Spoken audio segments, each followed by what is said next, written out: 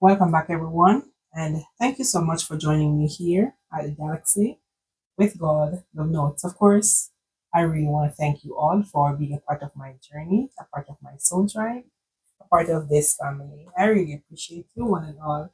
All right, I'm going to be doing a general reading for the collective energies. It's not going to resonate with everyone, but please take what does and leave the rest. Um, what's the message, please? For the collective energies. And if you're new here, collective, welcome. And welcome also my returning subscribers. Right. So what I'm getting is you could be on a journey of knowing yourself, working on self-love, making healthier choices, loving life, maybe seeing life in a different perspective than you did before. You're now making healthier choices, basically, being happier. At one point of your life, you could be shocked out of your wits. I know we like to use that word. There was a sudden change, and this could have created this healthy choice that you are embarking on now.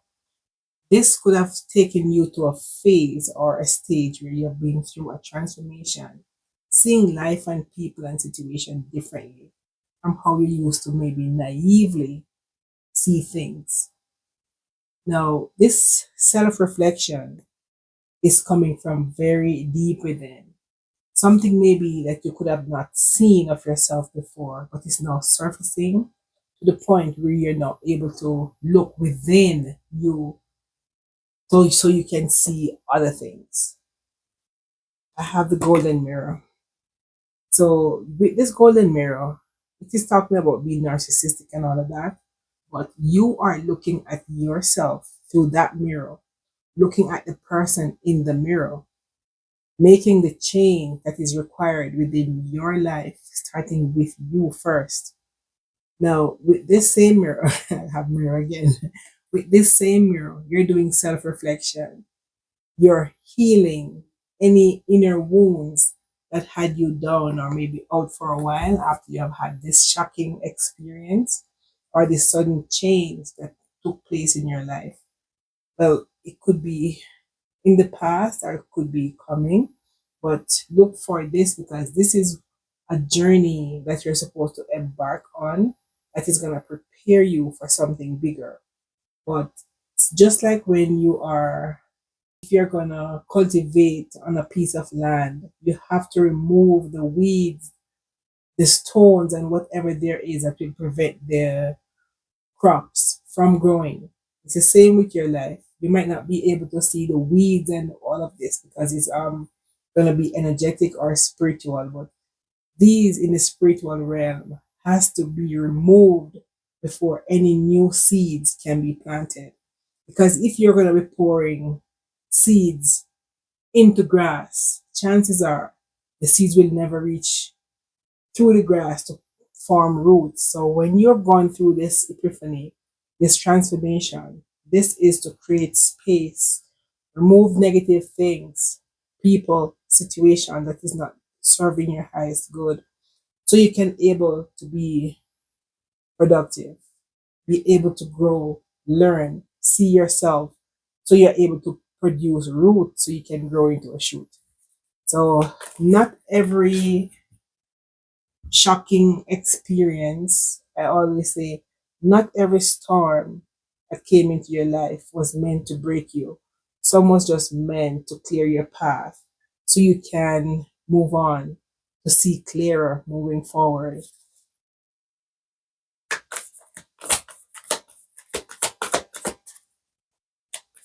So looking back, you could be missing someone or someone could be missing you, but the new you is now strange to some people who possibly had you. They don't know the new you. They see you different. They think you're moving one sided, but in fact, you are just moving solo. You are watching, you are seeing a bigger picture. You are moving towards a higher calling. You are no longer simple minded as you used to be because this transformation could have changed your outlook on everything that you've ever known. Could be even a spiritual transformation that you've been through. Could be a physical transformation. You could change yourself. I mean, put on different things, but this feels spiritual to me. But change is change. So people looking at you maybe from your childhood or even in your family and seeing a difference in you. The difference is so clear to the point where people don't want to come back. They want to come back, but they were the same people who possibly hurt you to the point where this hurt took you through a transformation. So they want to meet up with you, but even then, this date card came in the reverse because someone is maybe afraid to even approach you because they're looking at you as, what do I say? They're seeing you now as someone they possibly never knew or have seen before. You, in your new energy, making healthier choices is intimidating to people who used to see you simple, but you're no longer simple minded. They see you as maybe being naive at one point, but the same naive person that they saw you as or saw you to be is no longer in that energy. Your pain could be so deep to the point where it hits to the core, creating a transformation within you. Now, you no longer will be seeing people or things, situation the same way because you are now elevated. You're now, your third eye is now open and you're able to see clearly. Yeah, I was driving home this evening from work and this thought came to me. Sometimes the pain can be so deep, you will never be able to comprehend or even able to express exactly how deep this pain is. When you are maybe disappointed by someone or something, you just got to move on and grow through it. Because sometimes you love so deep, you love so much to the point where the depth of that love is the same depth of your pain. I don't know if you get that one. The same depth of your love is going to be the same depth of your pain. Sometimes the pain is so much, you want to retaliate. You cannot retaliate because when you look into the eyes of the person that hurts you, is someone you love so deeply.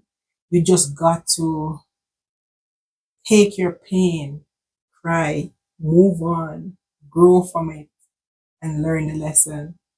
But sometimes you cannot fight back. You just got to move on and learn. Yeah, I have heartbroken. So you could have been so broken hearted. I'm not sure why heartbreak is coming up all over me tonight. Coming from work, I was just thinking about this whole scenario as hurt. When you are hurt deeply, not even tears. You can't even find tears to express yourself because it's the tears are frozen in time. Tears might fall, but when you really have pain, you just have to say and swallow because it's too much to come out. Your tears could be dry because you cry so much. There's nothing left to cry about than just to take a deep breath and sigh. But if you ever had pain, you understand how much it teaches you. You know, when you have a genuine heart, pain cuts deeper than if you were fake. And as I said, the depth of your love for someone is going to be the same depth of your pain if you were ever to be hurt. I'll leave it there. Moving on. So, whatever this was, you were deeply saddened by it. You were deeply hurt, grieving, despair. There was possibly a breakup. And this breakup, as I said, could have pushed you into a transformation. This transformation was feeling like you've lost everything. You've lost even yourself. You've lost everything that you were trying to build. The worst part is when you feel like you're growing something and everything is just crumbled. Yes, feel like the world is turned upside down. This is how you feel. You grieve, you hurt, you cry. There was so much pain. What's the outcome? There was so much passion. There was so much passion, but there's a death. You could have put a death to a situation because you realize it doesn't matter how hard you try to love, how hard you try to show and prove to a person how much they mean to you, they'll never understand. They weren't meant to understand. They were meant to just teach you a lesson. I have the confidence. They were just meant to teach you a lesson for you to learn how to love hard enough not to retaliate, just love enough and move on. It reminds me of Christ when he was on the cross and he looked and see people just doing the worst to him. And with so much love and compassion, he could have hurt everyone that was there, but he did not. He just took his pain and did and succumb to whatever was happening to him. But it's the same pain, when you love deeply, you look at the people, how could they hurt me this deep and I love them so much? And that's the painfulest part of it. That the people that you will pour your heart out for, the same person will be, I mean, squeezing it dry, squeezing out all the sap out of it. And those are the people that you would give your heart to hold on to. But listen, I'm moving on. Yeah, I'm just learning. Anything else? All right, yeah. So these same people that you would want to build up is the same people that would want to see you cut down, tear you down. You are holding them up to climb up on a tree while they're when it's your time they cut the tree down. So you have nothing to climb on. So they could have given you a silent treatment, cut you down. I mean, there's nothing else to grow from. When you cut a tree from the root, it suffers because it doesn't get any more much nutrient from the sun.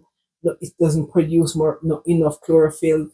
Yeah, so this hurt could have stopped you in your core for you to realize that not everyone you're supposed to trust.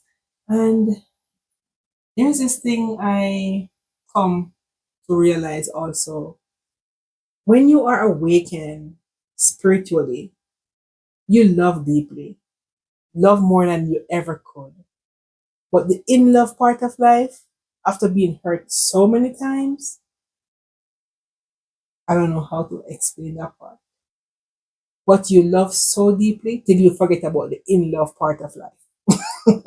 In other words, yeah, so if anyone resonates with what I'm trying to say or come across with, let me know in the comments because when you believe you are in love with something or someone, that same in love situation or story, sometimes, most of the time, create a demise for you.